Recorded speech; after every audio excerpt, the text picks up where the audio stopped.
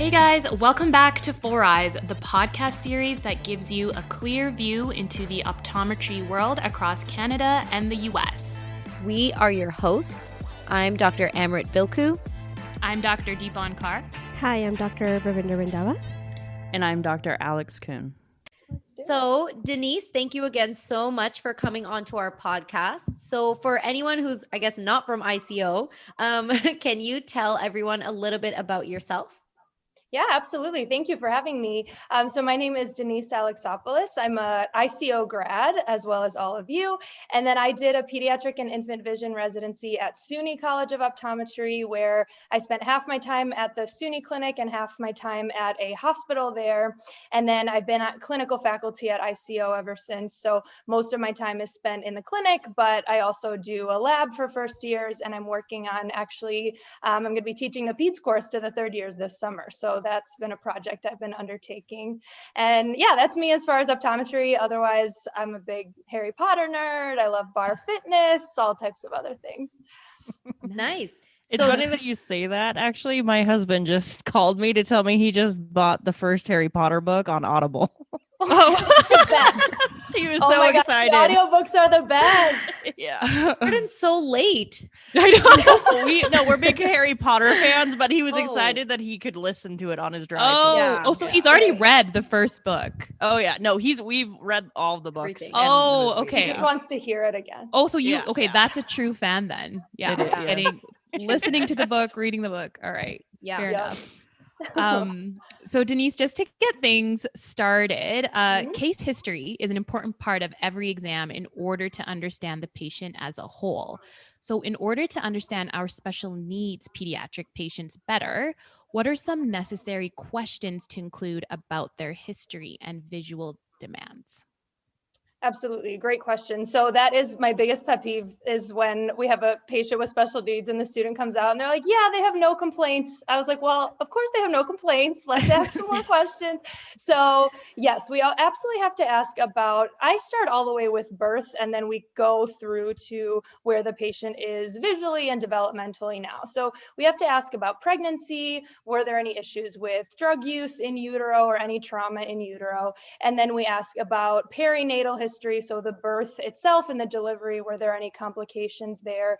Because a lot of our conditions like CP, cerebral palsy, for example, that often comes from some type of hypoxic event that happens while the child is being born. So, and that explains a lot of the ocular findings that we see later, such as optic nerve pallor, things like that.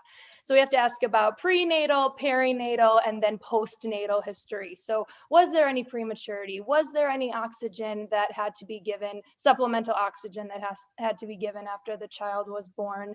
And then after that, we move into development. So instead of asking the parent, sometimes you can ask a general question of, have they met all their developmental milestones? But some parents might not know what that means necessarily. So I often find the easiest way to find out is by asking, what therapies is the child enrolled in? And I ask specifically, is there speech therapy, physical therapy, occupational therapy, or behavioral therapy? And then by finding out all of those things, when a parent says, yeah, they're in speech therapy 3 times a week, then that's an easy transition for you as the doc to say, okay, so is there a speech delay? What are we working on in speech therapy? And then it's an easier way, rather than asking in front of the kid, does your child have any delays, right? So that's typically my favorite way to transition into asking some of those history questions.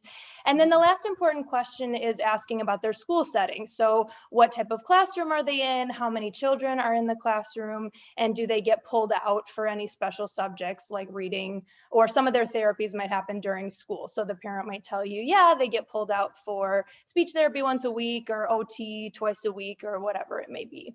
Yeah, nice. That's pretty thorough. Yeah. Yeah, I think, Everything but on if the you think about checklist. it chronologically, it makes sense. And I know it Yeah. sounds like it could take a lot of time, but a lot of that could happen on a pre-screening kind of questionnaire. If you have a questionnaire in your office, obviously at ICO, we don't have that. So we're just kind of asking those verbally, but there we also kind of have the luxury of time. So we're able to ask all of those things. But yeah, just kind of taking it chronologically. And I will admit, when I'm doing direct care, I might not ask every single one of those questions. You kind of look at the child in front of you and figure out what is most pertinent to ask. But I think it's just finding a way to ask those questions sensitively is what's the most important. Yeah. Mhm. And it just reminds everyone that, the person, you want to take care of their vision as them as a whole, right? Mhm. Because then when you're asking all these questions, now you start to realize the person is a person and Mhm. not just a set of eyes. So it's like, it's always a good reminder that they're going through other things in life too. Yeah, and then even asking about hobbies too. Sometimes Mhm. you might have kids who like to knit or do things that you never would have imagined. And so that's a good way to get to know them and talk to them more about their everyday life and build a little bit of rapport. And then also to get a sense of visually what exactly they need. Mhm. Yeah. So, Denise, in a private care setting like us right now working in, what are some ways we can modify or other ODs can modify their exam rooms to be more appropriate for kids with disabilities? Yeah, that's a great question too. I mean, I think that it's hard to modify an exam room, right? You have your exam room set up as it is. So I think it's easiest to actually modify yourself and make yourself as portable as you can be. So making sure that you have equipment that's not tethered to a wall or the base of your phoropter, because then if the child's in a wheelchair, you don't have to stress about getting them out of the wheelchair. You can do all of your testing, your RET, your direct ophthalmoscopy, your cover test, your near VAs in while they're sitting in the wheelchair. Or if a child's very anxious and they only, they won't even go near the exam chair, they want to sit on mom's lap in the parent or guest chair that you have on the side of the room, you can have them stay there and then you just move yourself over. So a lot of peds is just, I love wearing scrubs is my favorite thing because I can sit on the floor and not feel bad about it. I can, you can just be everywhere and get down on the kids' level and be right in front of them. So I think that's a modification. And then otherwise, something I think that's helpful is something as simple as getting like decals that you can put on the wall that maybe have some fun shape that you can have the kid look at, so that if you needed a target for RET or cover test or something, you could at least have something that you could direct their attention to. Yeah. Do you wear a white coat when you're dealing with the kids? No, I mean, now Just we scrubs. switched to scrubs. No one's wearing a Mhm. white coat anyway in the clinic, but even before I never did. And I had a few situations with students where we had a patient with special needs. Patients with autism tend to be really afraid of white coats. Yeah. And so the student kind of came out and said, I can't get anything. The child is screaming. I can't figure out what's going on. And so I said, okay, take off your white coat. Let's go in. And we both went in without coats. And the kid was a totally different child after that. Yeah. So it's something very triggering because people in white coats give them shots and strap them down to do their dental exams and all of these things. So they just get a little bit triggered. So I always take it off for peds. I do think that the scrubs though are great because Oh, you yeah. can sit on the floor. Like I've sat on the floor so many times with kids now that I'm like, this is wonderful. Yeah. Yeah. So because then it just feels like you're playing with them, or at least you're able to get down on their level and no one's, you're not wearing heels or skirts or anything that's uncomfortable. It's so much easier to just get in and do the work. Yeah. What are particular visual or ocular disorders that are common in children with disabilities?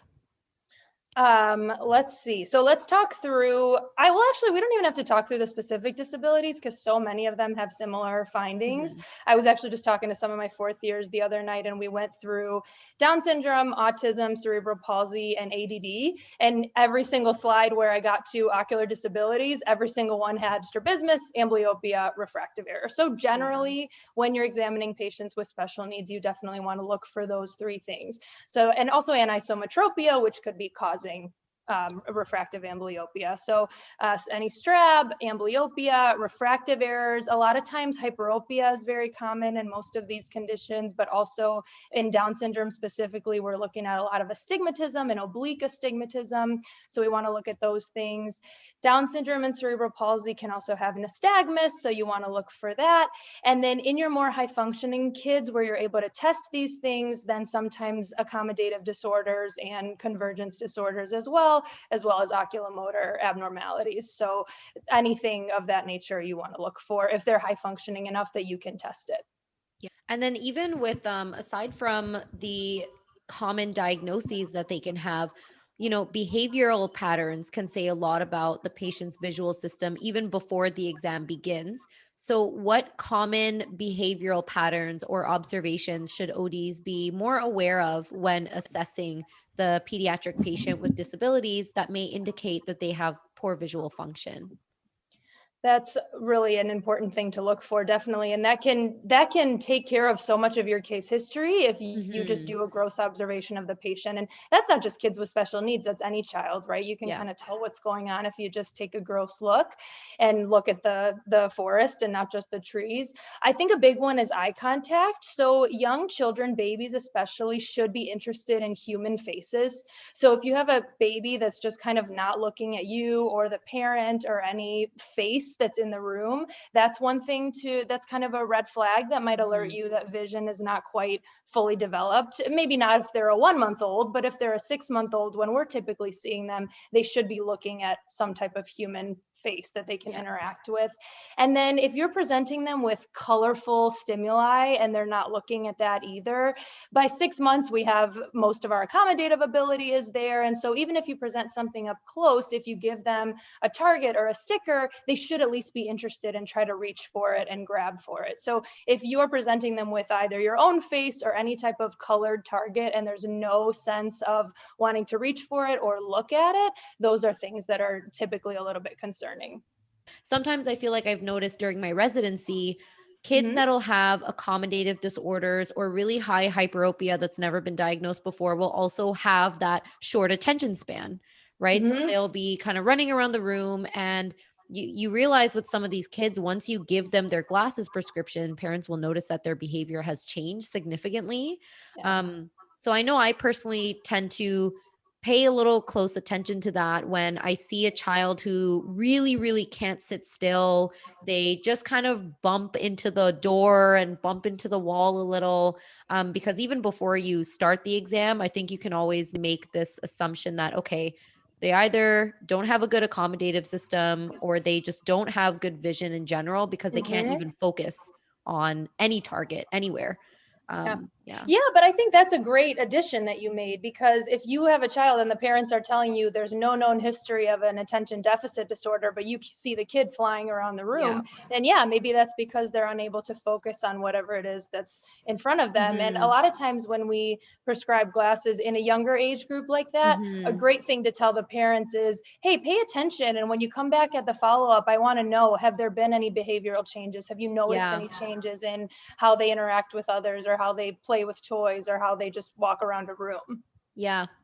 Oh, I was just going to say, kind of going back to what you were talking about earlier.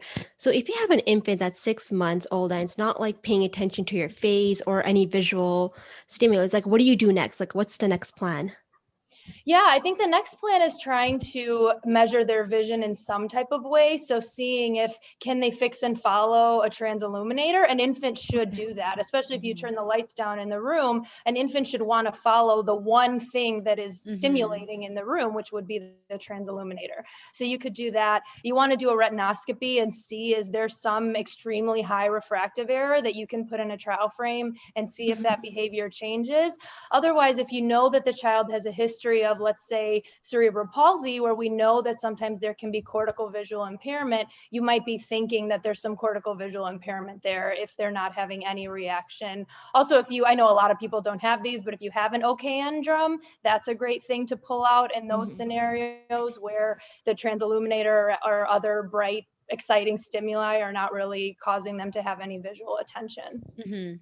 Then if it's cortical visual impairment, the ocular health will look perfect. But if it's CP, sometimes they can have optic atrophy, and that can be the cause of the reduced vision. So trying to kind of get to the bottom of why this child is not attending to things visually. So Denise, you may have just answered half of this question I'm just going to ask next, but it can be pretty nerve-wracking to have an infant under the age of 2 come in for an eye exam for an OD who's used to seeing much older patients. But it may help to have a checklist when assessing the most important aspects of vision for that child. So what would be on your checklist for an infant eye exam? I know you just mentioned a few, but Just a No, quick no, summary. I'm so glad you asked this question, because anytime I talk to students and residents about doing infant eye exams, I always do talk about a checklist. And sometimes a checklist can sound kind of elementary, but I think what's scary to people about infant and toddler eye exams is not just that you have to get this child to pay attention and that you're intimidated by maybe the parents or whatever, but it's that often the way people approach an infant eye exam is they think, okay, what are the normal things that I do during an adult eye exam? Okay, how am I going to water those down and do them on a child? But really, you kind of want to go the opposite way. So you want to start with, I have this infant in my chair, and what's the important information I need from them? So don't think of them as a watered down adult. Think of them as just the infant that's in front of you, and what do you need? So anytime I talk about this with people, I break it down into what are the big 4 questions that we need to answer. So I don't necessarily have a checklist of exam techniques, but I have a checklist of questions that I need answered during the exam.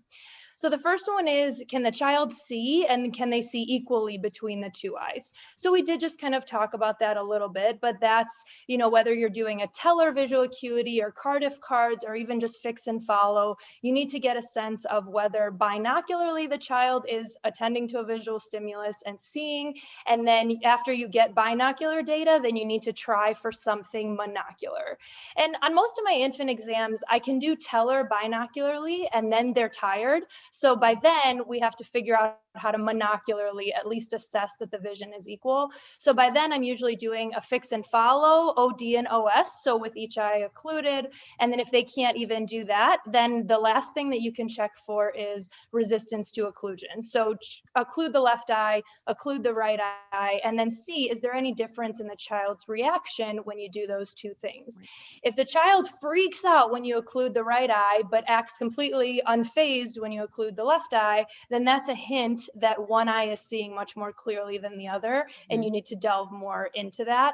And so that's kind of step 1. So step 1 is the child seeing, and are they seeing equally between the 2 eyes? Number 2 is, are the eyes aligned? So generally you're doing a Hirschberg or some type of cover test if you can get them to focus on the stimulus. Number 3 is there amblyopia or an amblyogenic risk factor? So that is mainly your RET and your cover test. Those 2 things are going to tell you whether there's some large amblyogenic refractive error or strabismus that you are going to need to treat or at least monitor if they're very little. And then the last one is, are the eyes healthy? So that's just mainly your BIO and just making sure that slit lamp and all of that is good. And in your infants, the biggest thing that I tend to look at is the lens. You really want to make sure that we're not missing any congenital cataracts there. So number 1 is, can the child see? Number 2, is there a strabismus? Number 3, is there amblyopia? Number 4, is ocular health unremarkable? And once you answer those 4 questions, then you're done. That made Make it sound so easy. Yeah, way easier. Yes, it's my favorite thing.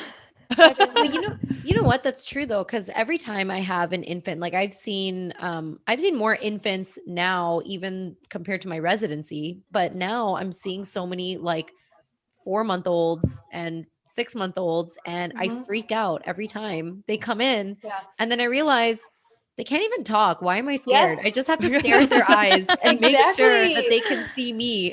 Yes, it's your easiest exam. I will go to my grave saying that your infant is your easiest exam, and so is your super special needs child, because when you have to do everything objectively, that's the easiest for you, because you know how to do all those things and you don't have to rely on them for everything. So I will say that that big 4 is more for infants. Obviously, as we get into more school age kids, we need to assess binocularity, accommodation, all those things, because their visual needs are so different. But for infants, it can really be broken down into that. Yeah. I wanted to add just on when you were mentioning retinoscopy, we're all aware that children sometimes can have short attention spans and they can get distracted very easily. So do you have any tips on how to maintain their focus during the exam, like especially retinoscopy, for us doctors who don't have videos or animations, that play in the background? Yeah, that's really a great question. I remember when I did my residency at SUNY, we had movies, but at the hospital, all we had was a projector screen, and it was miserable because you had to find ways to keep them engaged without a movie, which is really hard, especially now when kids are looking at screens like that from when they're born. They're just they're not going to be excited to look at a chart of pictures. That being said, we did have at the hospital, we had a Allen acuity chart that we could use at distance. So I would put up probably a 2100 or 2200 Allen chart that had 4 symbols on it. And there would be maybe a duck and an umbrella and a phone and something else. And then I just would ask questions about all of those things. What do you see? How many legs does the duck have? What does the umbrella look like? And you just have to keep asking questions about whatever it is that they're looking at. Also a cheat, if you don't have movies in your exam room, parents usually have their phone with them. So have them pull up their favorite YouTube video and stand 10 feet away from you. And I promise you the kid will look right at it. Although sometimes that can backfire because the kid wants to reach for the phone and then you lose them. So that's one's hit or miss. But if you're desperate and you need it, that's a great target for BIO though, because even if the kid is reaching for it, at least they're looking in the direction you need them to look. I actually get my scribe to hold the parent's cell phone and behind me, like behind my head, like either side.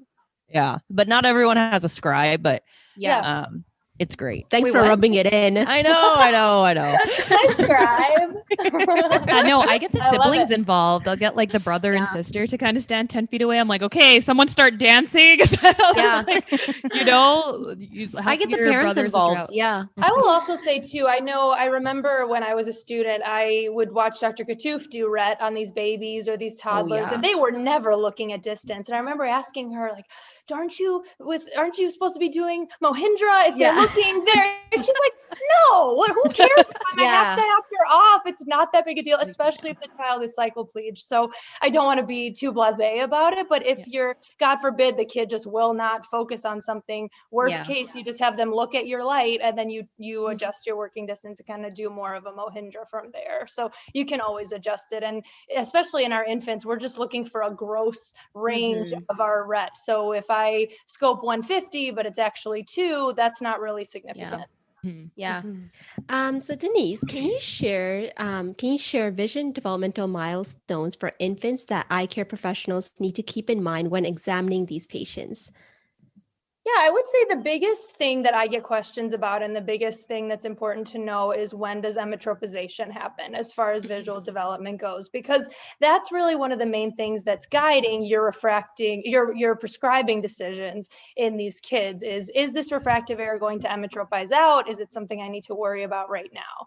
So if we remember, most of emmetropization happens in infants between 12 and 17 months. So you can expect some changes to happen there with regard to myopia, hyperopia, and astigmatism. And then hyperopia continues to emmetropize until around 2, although we know with sphere, hyperopia, myopia, we can see changes for a long time, but the biggest changes happen until about 2 years old. And then astigmatism can emmetropize even up to 4 years old. So that one, we have a little bit of extra wiggle room there. But I would say those are the biggest kind of milestones that I think about as far as my exam, because again, that guides your prescribing decisions the most. I know it's kind of off topic, but what's the average you prescribe for? Like, what are your standards for like hyperopia? Like, what age would you prescribe for a certain number? Like, I know that's like one thing we all have. Such a broad question. I know, it's hard. Well, the biggest thing is to think about, so I think rather than giving you specific numbers and ages and cutoffs, I will guide you to, there's an article that's my favorite article in all of optometry, and it's called something about the art of prescribing how to something without making a spectacle of yourself. I'll send it to you guys, but it's a great article. And what they do is they break it down into 3 questions that you have to ask yourself when you're looking at a refractive error and deciding whether to prescribe for the child. So the first one is this refractive error going to emmetropize? So is it going to go away? The second one is, will not prescribing for this child cause a visual detriment? Essentially, are we going to be causing amblyopia or lack visual development if we don't prescribe? And then the third one is, if we do prescribe, can we improve the visual development and the visual function? And if you can break it down into those three questions and your answers lead you to prescribing versus monitoring, then you can kind of go either way with it. I could talk for hours on, for a 2-year-old, if you see this, do this. For a 3-year-old, if you see this, do this, right? And it's so dependent on, is there esotropia? What's the child's vision like and their visual behavior and all of those. So I don't mean to dismiss your question, but I think if you break it down into those three things, it makes it a lot easier. And then I have people text me all the time with, okay, here's my ret, here's the vision, what would you give? And that's my whole life is answering those. So you can always send those over to me or to Emrit. Or be careful, Denise. Don't lecture yourself like that. You're gonna get texts from these four of us. No, I love it because I put it. My plan for the course this summer is to make it a lot more case-based. So I love when I get texts because I just put the screenshots in a PowerPoint and then we kind of just talk through. I take out people's name, but I just put the screenshot right in a PowerPoint and then I say like, okay, this is what my thought process was. This is what we ended up prescribing. So I love getting questions because it's, material that I can use. Yeah.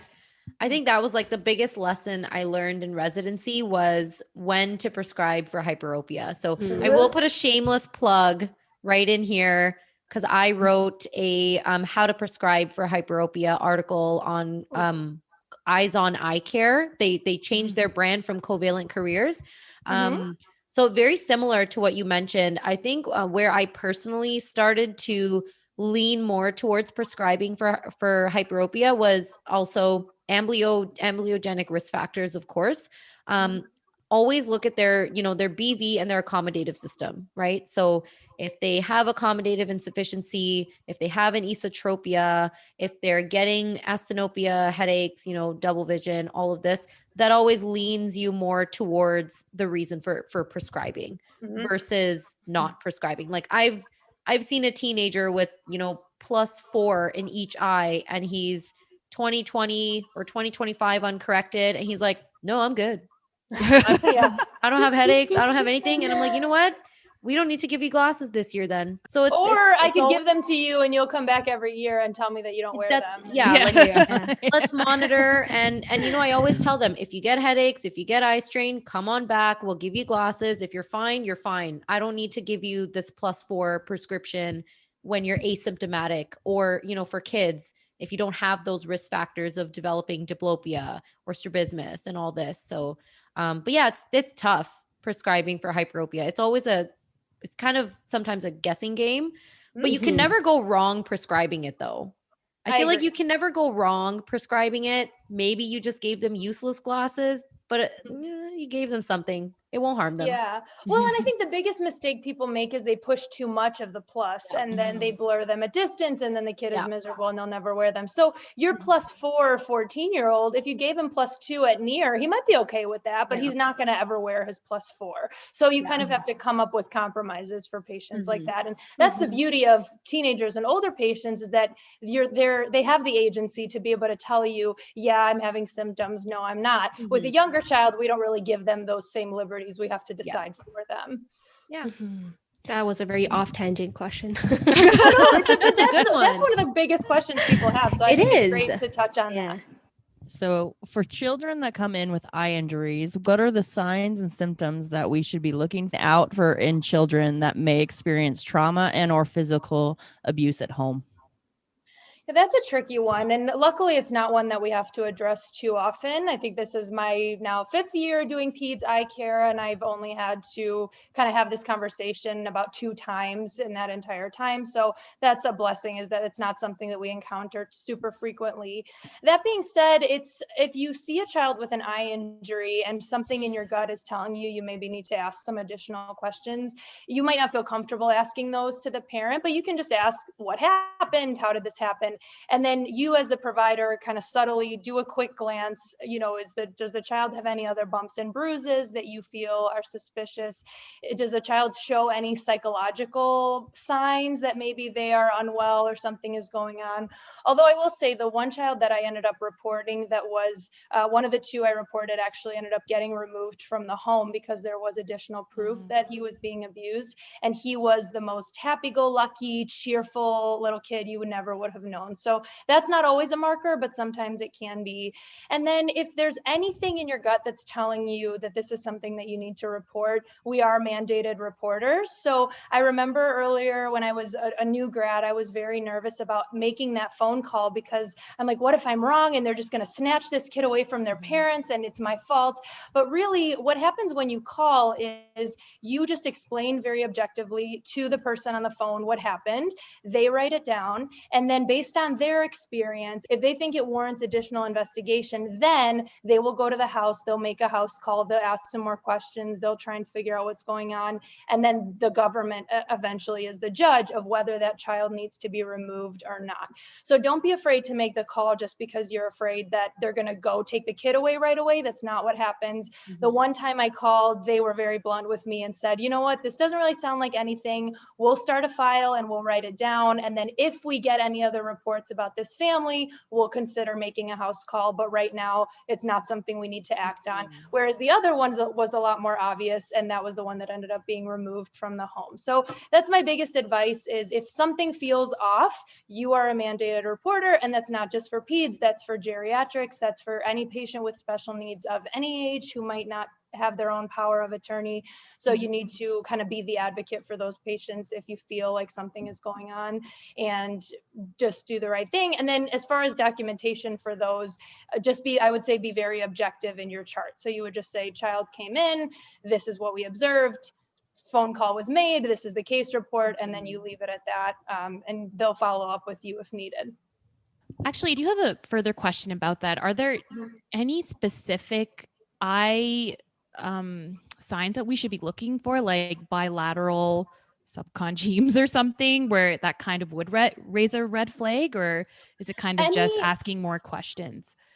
I would say any type of retinal heme, whether it's bilateral or unilateral, in a child that doesn't have a history of something systemic. So if they just have hemes out of nowhere and they also have a bruised eye and a subconj heme, you know, there are all types of signs that you can look for in the eye. But I would say any sign of trauma that you could see in an adult, we would look for that same thing. Okay. So Denise, as our last question here, so as eye care professionals, we always want to come off professional and knowledgeable to the guardians of these child patients. And since some of us do not have children of our own, there are times when the guardians may ask, do you have kids? So, and second guess our treatment and management recommendations. So in your opinion, how can eye care professionals build trust with the guardians that question our experience with children? But that's something that I worried about a lot early on in my career because I am young and I don't have kids. And I often wondered, what are these people going to think of me? I'm making all these recommendations to them and I don't even have kids of my own. So I think the first one is talking to people in your circle who do have kids, and especially people who have children who need to wear glasses or have any type of visual problems.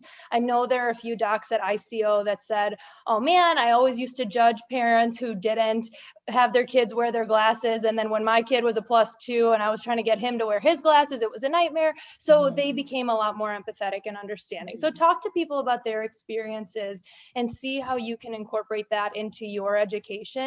And then I found that in my career, the first thing is people will not typically ask you that question of, well, do you have kids? What do you know? Those type of questions often come from a place of defensiveness. And the only reason you would make somebody defensive is if you came off in any way judgmental of their parenting style, or if you came off frustrated with their child. So I have found if you come off that you are patient and loving and compassionate to their kid, people will generally be a lot warmer to you because you've already proven to them that you have their child's best interest at heart and that you really care about the patient, and anything you're recommending is just because you want them to succeed visually or academically or whatever it is. So I would say that's the first one, is just building rapport. Even when that kid is being awful, you can put your foot down in a situation where you need to, but always from a place of compassion and not from a place of judgment. And then always coming at situations with empathy, again, rather than judgment. So leading with empathy. And what that means is when you're let's say your kid who's an amblyopia, the parents come back and they haven't worn the glasses at all, instead of right away jumping to, well, you really need to wear the glasses, otherwise the vision's not going to get better, take a step back and ask, okay, what is the barrier to us wearing the glasses? What's going on? How can I help you overcome that? And really come at it with a place of understanding and coming up with solutions as much as you can, rather than judging someone's parent style. And I think those are the biggest thing. You're never going to know what it's like to have kids until you have them. And you're never going to know what it's like to have a kid with special needs until you have one. And so if we're able to try and empathize with people, put ourselves in their shoes, and really just be compassionate towards their situation rather than being more paternalistic and judgmental as doctors, I don't think we'll ever put a parent in a situation where they say, well, you don't even have kids, so you don't know what you're talking about.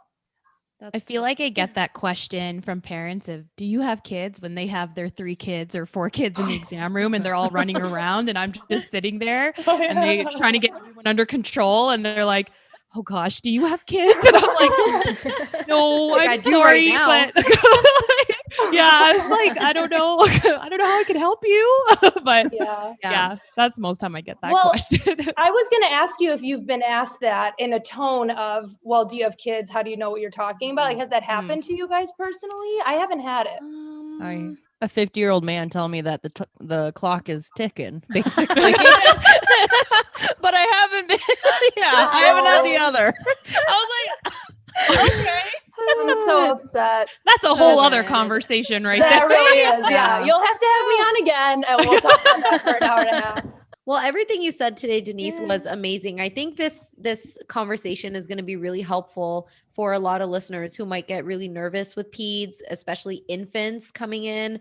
And anytime that we have a patient with special needs, I think every checklist and every question that you kind of reviewed today is definitely going to stick with us now. And we're going to approach these patients a little differently now, just to make sure we can improve on our service to them. So thank you again so much for sharing all that information. Absolutely. Yeah. I love talking about this stuff. I had such a good time. Thank you to everyone for listening to 4 Eyes. If you enjoyed this episode, please be sure to subscribe and leave us a rating to give us feedback on how we're doing. You can also check us out on Instagram at 4EyesOptom for more content. Look out for new episodes every Wednesday. So until then, stay tuned.